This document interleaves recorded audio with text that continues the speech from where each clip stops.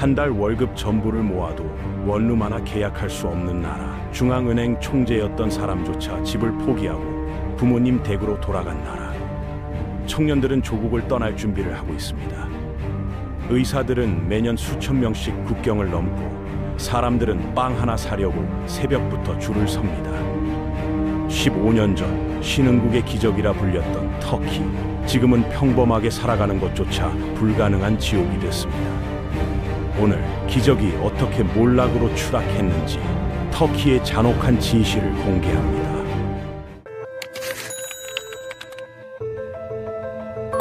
2001년 겨울 터키 경제는 붕괴했습니다. GDP가 1년 만에 5.7% 급락, 은행들이 연쇄 부도, 실업률 폭등, 외국 투자자들은 터키를 위험국가 리스트에 올렸죠. 이듬해 2002년 11월 에르도안이 등장합니다. 정의개발당이 압도적 표차로 집권했어요. 무너진 경제를 재건하겠다. 그의 강력한 메시지가 국민들을 사로잡았습니다. 그리고 그는 약속을 지키는 것처럼 보였어요. 가장 먼저 손댄 건 정부 지출이었습니다. 강력한 긴축, 지출을 대폭 잘라냈죠. 2001년 GDP 대비 16%였던 재정 적자가 2005년엔 2%로 폭락했습니다. 의료비와 교육비가 잘려나갔습니다.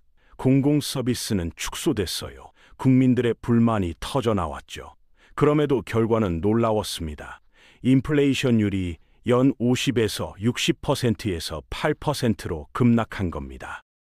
이게 무슨 의미인지 아시나요? 기업들이 더 이상 내일 물가를 두려워하지 않아도 됐다는 뜻이에요. 장기 투자 계획을 세울 수 있게 됐죠. 수년간 터키를 외면했던 외국 투자자들이 다시 주목하기 시작했습니다. 그때 더 큰 행운이 찾아왔어요. 전 세계가 초저금리 시대로 접어들었습니다. 미국 금리가 6% 중반에서 1%까지 추락했죠. 유럽도 마찬가지였어요. 선진국 투자자들에게 자국은 더 이상 매력적이지 않았습니다. 돈을 묵혀봤자 수익이 없었으니까요. 그들의 눈이 신흥국으로 향했습니다. 그 목록 최상단에 터키가 있었어요. 터키의 위치는 완벽했습니다. 유럽과 아시아가 만나는 교차로 젊은 인구, 풍부한 노동력, 돈이 밀려 들어오기 시작했어요. 2006년까지 외국인 직접 투자가 연간 100억 달러 이상, 4년 전보다 10배 증가한 수치죠. 이건 단순한 숫자가 아니었습니다. 터키 경제 전체를 끌어올리는 엔진이었어요. 2002년부터 2007년까지 GDP는 매년 7% 이상 성장했습니다. 평범한 시민들의 소득이 빠르게 늘어났죠. 중산층이 두터워지고 소비가 폭증하고 경제 전체에 활기가 넘쳤습니다. 성장의 물결이 부동산으로 번졌어요. 주택담보대출이 폭발적으로 증가했습니다. 2003년 30억 리라였던 게 2007년엔 300억 리라, 10배가 뛴 겁니다. 건설업이 국가 경제의 핵심이 됐어요. 150만 명 이상이 건설 현장에서 일했고 GDP의 6%를 차지했죠. 이스탄불, 앙카라, 이즈미르의 새 아파트가 하루가 다르게 솟아올랐습니다. 여기서 중요한 포인트가 있습니다. 집값이 올랐지만 여전히 내 집 마련의 꿈이 현실적이었다는 점이에요. 가계소득 대비 주택 가격이 합리적 수준을 유지했죠. 수십 년 만에 처음으로 평범한 가정들이 자기 집을 가질 수 있게 됐습니다. 2008년 글로벌 금융위기가 터졌을 때도 터키는 놀랍게 버텨냈어요. 세계 경제가 휘청거리는 동안 터키는 안정적 성장을 이어갔죠. 이 시기만 보면 에르도안은 진짜 경제 영웅이었습니다. 하지만 터키의 번영에는 전제가 하나 있었습니다. 터키 경제의 엔진은 값싼 외국 자본이었습니다. 외국 투자자들이 돈을 빼면 어떻게 될까요? 그 질문에 대한 답은 아직 먼 미래의 일처럼 보였습니다. 하지만 그 미래는 생각보다 훨씬 빨리 찾아옵니다. 문제는 에르도안 개인의 경제 철학에 있었어요. 겉으로는 정통 경제학을 따르는 것처럼 보였죠. 그렇지만 그의 머릿속엔 상당히 기괴한 신념이 자리 잡고 있었습니다. 에르도안은 이슬람 금융의 열렬한 지지자였어요. 자신만의 샤리아법 해석으로 경제를 운영하려 했죠. 이게 뭘 의미하냐고요? 경제학 교과서가 말하는 방향과 정반대로 가겠다는 선언이었습니다. 그가 가장 강하게 믿었던 건 이겁니다. 이자율은 죄악이다. 어떤 상황에서든 최대한 낮게 유지해야 한다. 2012년 한 연설에서 그는 이렇게 선언했어요. 이자율은 모든 악의 어머니다. 경제학자들이 듣기엔 경악할 발언이었죠. 전직 재무장관은 에르도안의 접근법을 아담 스미스의 책을 불태우는 것과 같다고 비유했습니다. 다행히 2000년대와 2010년대 초반까지는 중앙은행이 독립성을 유지했어요. 대통령이 아무리 특이한 생각을 갖고 있어도 실제 통화 정책은 전문가들이 결정했습니다. 이 시스템이 버팀목 역할을 했죠. 그러나 2017년 모든 게 무너졌습니다. 에르도안의 인기가 정점에 달했어요. 그는 권력을 집중시켜 나갔습니다. 개헌을 통해 대통령제로 전환, 중앙은행 총재 임명권을 포함한 광범위한 인사권을 손에 넣었죠. 중앙은행의 독립성이 붕괴됐습니다. 에르도안은 자신의 철학을 공유하는 인물들을 요직에 앉혔어요. 정통 경제학을 공부한 전문가들은 하나둘씩 밀려났죠. 이제 대통령의 신념이 경제 정책을 지배하기 시작했습니다. 그때 불운이 겹쳤어요. 2018년부터 미국이 금리를 올리기 시작한 겁니다. 2015년 거의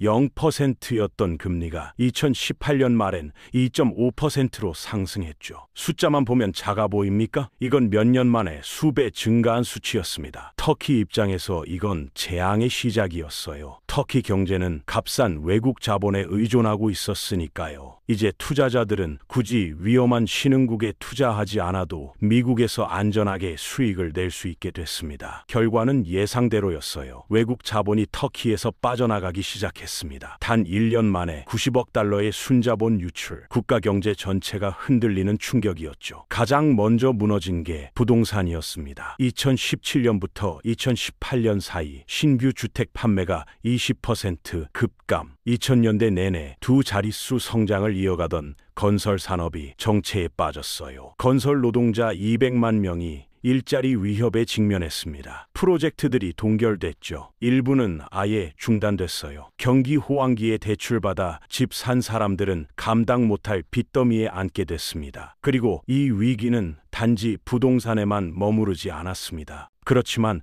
더 큰 재앙이 기다리고 있었습니다. 통화 위기였어요. 외국인 투자자들이 터키를 빠져나가려면 뭘 해야 할까요? 터키 리라를 달러나 유로로 바꿔야 합니다. 외환 시장에 리라가 대량으로 쏟아져 나왔죠. 공급이 폭증하니 가격은 폭락할 수밖에 없었어요. 2018년 여름 리라 가치가 폭락하기 시작했습니다. 몇 달 만에 달러 대비 환율이 30% 이상 악화, 터키 국민들이 보유한 돈의 가치가 순식간에 3분의 1 가까이 증발한 셈이죠. 통화 가치 하락이 꼭 나쁜 건 아닙니다. 수출 기업에겐 오히려 유리할 수도 있죠. 하지만 터키처럼 식량과 에너지를 대량으로 수입하는 나라에선 심각한 문제가 됩니다. 수입품 가격이 폭등하기 시작했어요. 밀가루, 식용유, 전기요금이 가파르게 올랐습니다. 평범한 가정의 생활비가 감당 불가능한 수준으로 치솟기 시작한 겁니다. 정상적 상황이라면 중앙은행이 금리를 올려야 합니다. 금리를 올리면 리라를 보유할 유인이 생기고 통화 가치 하락을 막을 수 있죠. 과열된 인플레이션도 잡을 수 있고요. 경제학 교과서 1장에 나오는 기본 원리입니다. 그러나 에르도안은 정반대로 움직였습니다. 중앙은행에 금리를 낮추라고 압박했어요. 그의 신념에 따르면 이자율이 인플레이션을 부른다는 것이었죠. 경제학자들이 보기엔 말도 안 되는 논리였습니다. 그렇지만 대통령의 말이 곧 정책이 됐어요. 결과는 참담했습니다. 리라는 더욱 급락했고 2018년 8월 달러 대비 환율이 7을 돌파했죠. 터키 현대사 최악의 기록이었습니다. 식료품과 생필품 가격이 폭발적으로 올랐어요. 사람들은 아침에 일어나면 어제보다 물가가 올라 있는 현실을 마주해야 했어요. 2018년 말까지 인플레이션율이 25%를 넘어섰습니다. 10년 전보다 3배 이상 높은 사실상 생활 붕괴 수준의 물가였습니다. 중앙은행은 결국 항복했습니다. 2018년 9월 금리를 한 번에 퍼센트포인트 넘게 올렸죠. 하지만 이미 늦었어요. 시장의 신뢰는 바닥으로 떨어진 뒤였고 리라의 추락은 멈추지 않았습니다. 이후 몇 년간 터키는 악순환의 고리에 갇혔어요. 리라 가치 하락,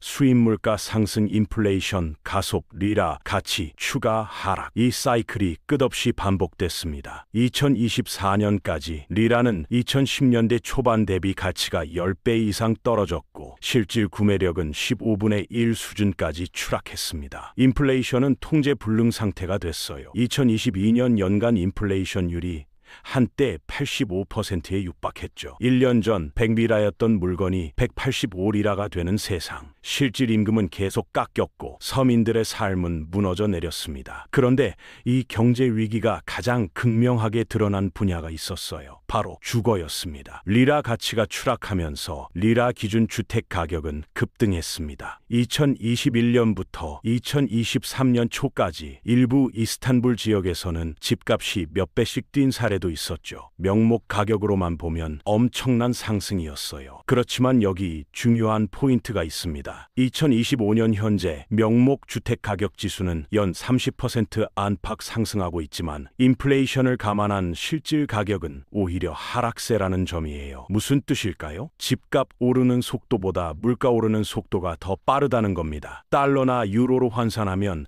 터키 부동산 가격은 오히려 떨어지고 있죠. 하지만 터키 시민들 입장에서는 전혀 위안이 되지 않습니다. 그들의 월급도 리라로 받으니까요. 임대료도 가파르게 올랐어요. 2022년 한 해 동안 전국 평균 임대료가 150% 안팎 급등했습니다. 이스탄불 도심 원룸 월세가 평범한 직장인 월급을 넘어서는 일이 흔해졌죠. 각종 통계를 보면 터키 가구의 주거비 비중이 소득의 20에서 30%를 훌쩍 넘어섭니다. 집을 위해 사는 건지 살기 위해 집을 구하는 건지 모를 지경이 된 겁니다. 그런데 2023년 2월 설상가상으로 대지진이 터키를 강타했습니다. 리히터 규모 7.8, 터키 남부와 시리아 접경 지역이 초토화됐어요. 수십만 채의 주택이 파손되거나 완전히 붕괴됐죠. 공식 집계로만 5만 명 이상이 목숨을 잃었습니다. 살아남은 수십만 명은 하루아침에 집을 잃었어요. 2년이 가까이 지난 지금도 50만 명 이상이 임시 컨테이너 주택에서 생활하고 있습니다. 경제적 손실도 막대했어요. 세계은행과 터키 정부 추산으로 재건 비용이 약 800억에서 1000억 달러, GDP의 10% 안팎입니다. 지진은 이미 흔들리던 경제에 결정타를 날렸습니다. 지진은 주택 공급을 더욱 악화시켰습니다. 재건 수요가 폭증하면서 건설 자재 가격이 치솟았고 이게 다시 전국 집값을 밀어 올렸어요. 주거가 무너진다는 건 단순히 집 한 채의 문제가 아닙니다. 지역 경제와 인구 구조 전체가 흔들리는 일이었어요. 이런 상황에서 터키 국민들, 특히 젊은 세대는 어떤 선택을 했을까요? 최근 몇 년간 여러 조사 기관들이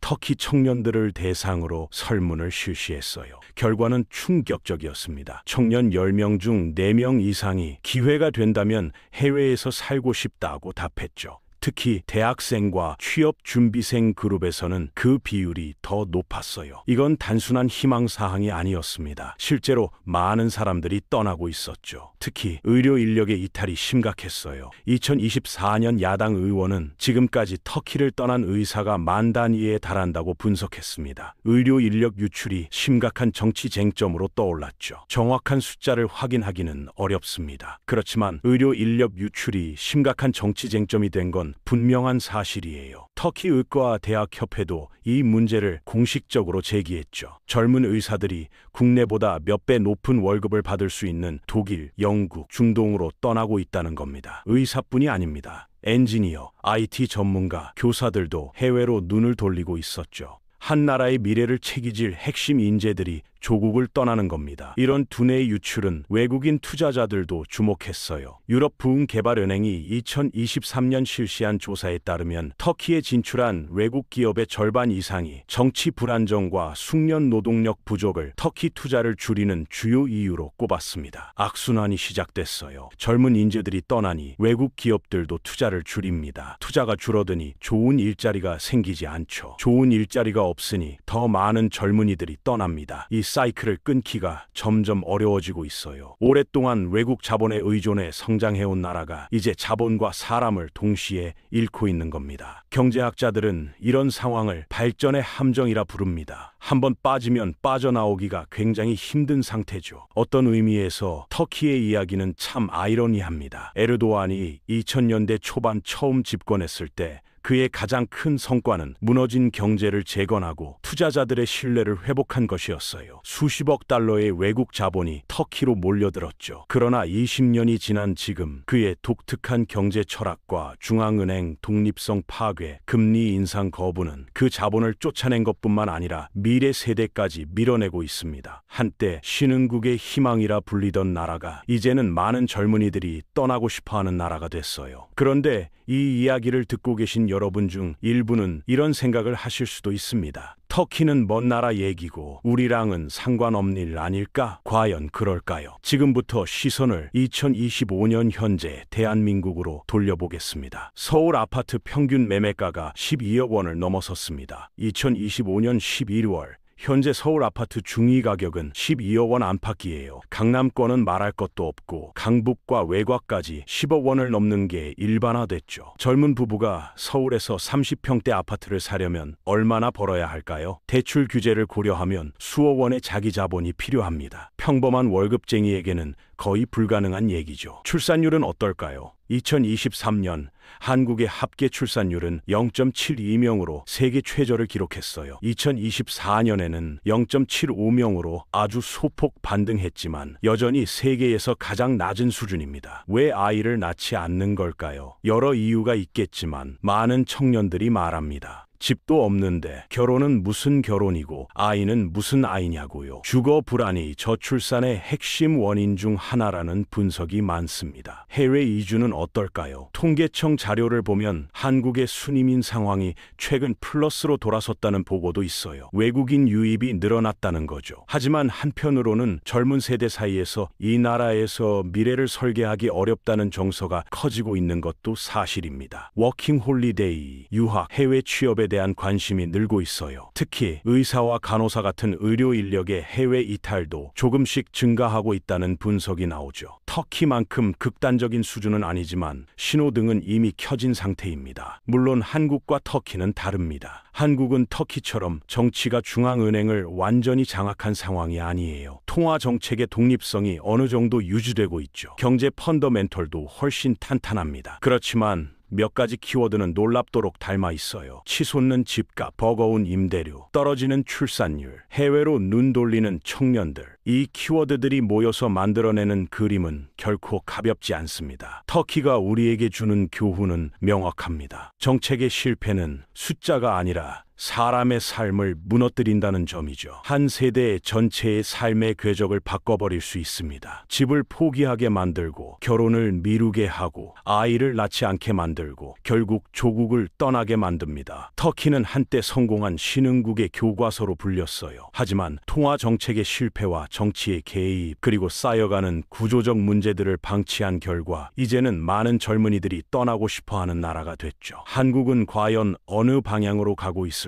그리고 우리는 그 방향을 얼마나 의식하며 살고 있을까요? 집 한 채, 금리 몇 %의 문제가 아닙니다. 우리가 이 나라에서 어떤 미래를 꿈꿀 수 있느냐의 문제예요. 결혼하고 아이를 낳고 안정적으로 살아갈 수 있다는 희망을 가질 수 있느냐의 문제죠. 지금 우리는 어떤 선택을 하고 있을까요? 터키의 교훈을 타산지석으로 삼을 수 있을까요? 아니면 비슷한 길을 조금씩 따라가고 있는 걸까요? 정답은 아무도 모릅니다. 그렇지만 한 가지는 분명합니다. 터키는 몰랐던 게 아닙니다. 알았지만 늦었습니다. 정책의 실패는 숫자가 아니라 사람의 삶을 무너뜨렸습니다. 지금 대한민국은 어떤 선택을 하고 있을까요? 터키의 이야기가 남의 일로 느껴지시나요? 아니면 지금 우리의 미래 속에서 보이시나요? 댓글로 여러분의 생각을 들려주세요.